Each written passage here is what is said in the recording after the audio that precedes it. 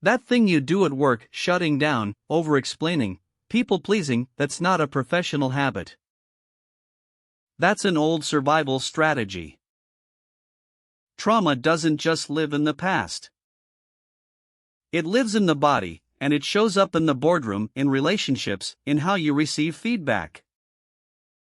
If you grew up in an environment where you had to manage unpredictable people, you became an expert at reading rooms and avoiding conflict. That skill kept you safe.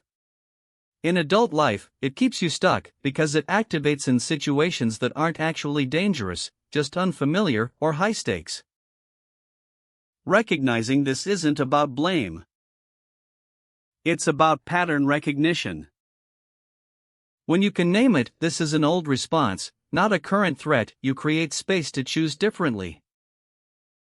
That space is where your real power lies.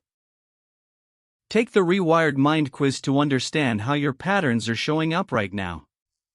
Link in the description.